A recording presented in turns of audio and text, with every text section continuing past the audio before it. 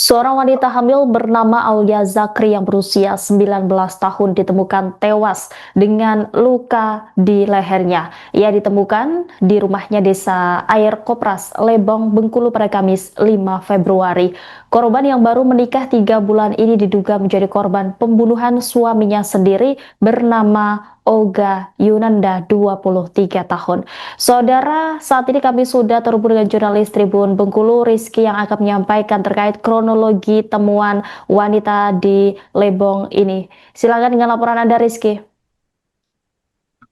Dapat kami sampaikan bahwa benar ada peristiwa tragis yang terjadi di Kabupaten Lebong, di mana seorang perempuan berinisial AZ 19 tahun warga Desa Air Kopras, Kecamatan Pinang Belapis, ditemukan meninggal dunia dengan kondisi mengenaskan pada Kamis siang, di mana jenazah korban ditemukan terbujur kaku dengan penuh darah di atas tempat tidurnya. Adapun untuk kronologinya ini bermula dari saat suami korban menelpon mertuanya atau ayah korban sekitar pukul 11.00 WIB. Saat itu suami korban menyatakan bahwa ia memiliki firasat buruk terhadap istrinya sendiri. Hingga akhirnya ayah korban yang sedang berjualan di pasar itu langsung pulang ke rumah dan memeriksa kondisi anaknya. Benar saja, pada saat sampai di rumah dan memeriksa kamar, ayahnya ini telah mendapati korban tergeletak dengan luka sayatan yang dalam di lehernya. Karena kondisi panik, ayah korban kembali menghubungi suaminya. Kemudian ia menyampaikan bahwa korban mengalami kecelakaan tanpa menjelaskan kondisi yang sedang dialami oleh istrinya tersebut. Pada saat suaminya ini datang, ia telah mendapati bahwa istrinya itu telah meninggal dunia, di mana diketahui korban dan istrinya ini sudah sekitar 3 hari berpisah rumah, di mana suaminya tinggal di rumah orang tuanya yang ada di Desa Lemau, Kecamatan Uram Jaya. Namun untuk terbarunya dari hasil penyelidikan pihak kepolisian, karena di awal itu sempat ada beredar informasi bahwa korban ini melakukan aksi bunuh diri, sehingga dilakukan visum dan otopsi, di mana dari hasil tersebut ditemukan beberapa hal yang menunjukkan bahwa aksi tersebut merupakan pembunuhan. Hingga akhirnya polisi memeriksa sejumlah saksi, mulai dari pihak keluarga terdekat, ayah korban, suami korban, dan berbagai saksi lainnya. Hingga akhirnya pada Sabtu pagi, suami korban ditetapkan sebagai tersangka. Jadi begitulah Rima untuk laporan sementaranya. Baik, Rizky, atas peristiwa ini suami korban ditetapkan sebagai tersangka atau yang merupakan pelaku pembunuhan. Lantas seperti apa pengakuan pelaku yang sudah menghabisi nyawa istrinya ini? Baik, Rima, untuk hasil pemeriksaan sementara, suami korban ini ditetapkan sebagai tersangka karena berbagai alat bukti dan petunjuk yang didapatkan oleh tim penyidik, di mana awalnya suami korban ini masih bersandiwara atau berpura-pura tidak mengetahui kejadian tersebut. Ia bahkan mengaku hanya memiliki firasat buruk sehingga akhirnya menghubungi orang tuanya. Kemudian suami korban bahkan mengaku sudah 3 hari tidak tinggal di rumah tersebut sehingga ia khawatir.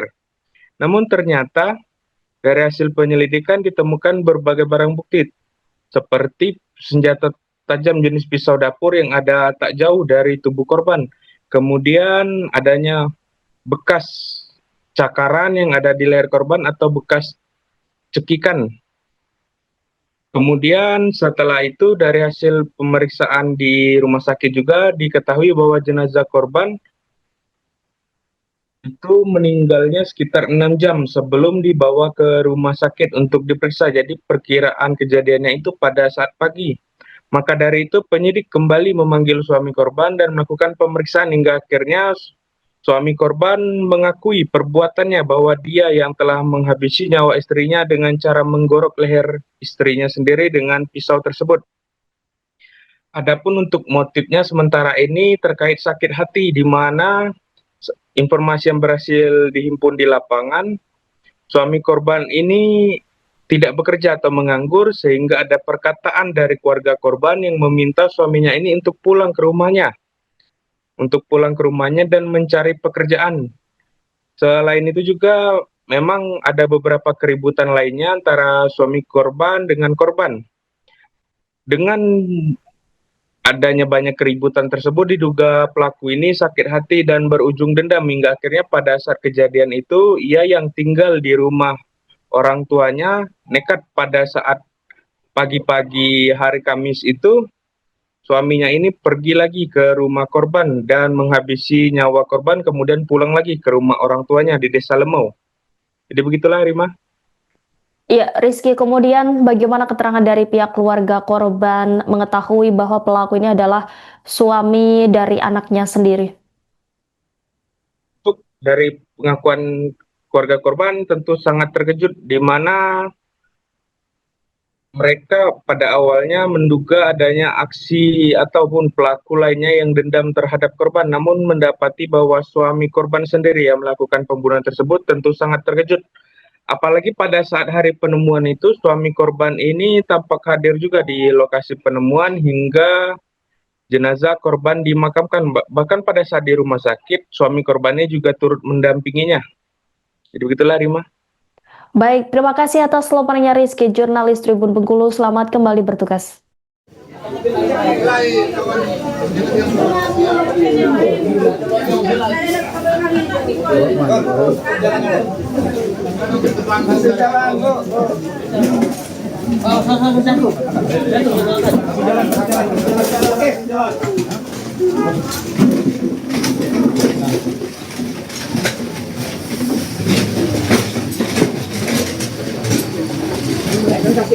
Dorong baik. Tahan ini. Awas, kena ya. Itu lah keluar ke dia stop nama titin dah stop. Jangan motor. Yang ke depan itu. Ini luar. Oh ini luar. Ini luar. Ya nah, sabar saya putar dulu pelan-pelan. Tolong.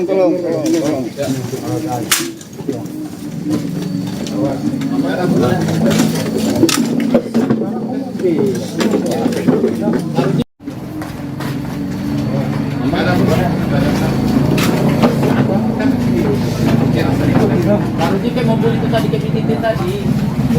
Wah, itu nak itu tadi. Itu kan keluar ke kawan. Mana? Dia stop nak bang tak mau mobil titik. Titik dah stop. Dorong baik. Tahan ini.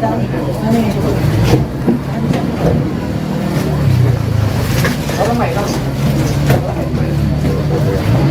Tidak. Pemlipat sudah siap. Yang oh ini luar.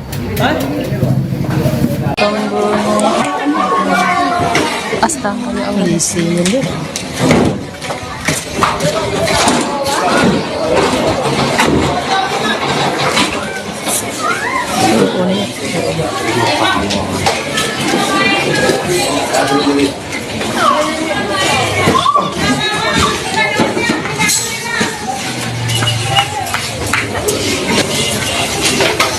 Ya Allah Tuhan, korban pembunuhan.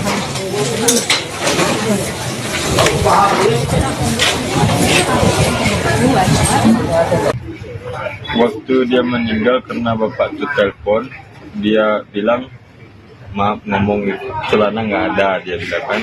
Tapi lepas sama Siko, kata bapaknya lah pasang celana itu. Dia meninggal tuh lihat yang masang celana tuh bapak. Bapak. Oh, jadi Yang waktu mertua. yang nemukan tuh waktu ditemukan nggak pakai celana. Nggak pakai celana, kata bapak mertua. Iya. Karena aku kan di Lemeu. Iya. Nggak tahu. Iya. Permasalahannya. Download Tribun X sekarang, menghadirkan lokal menjadi Indonesia.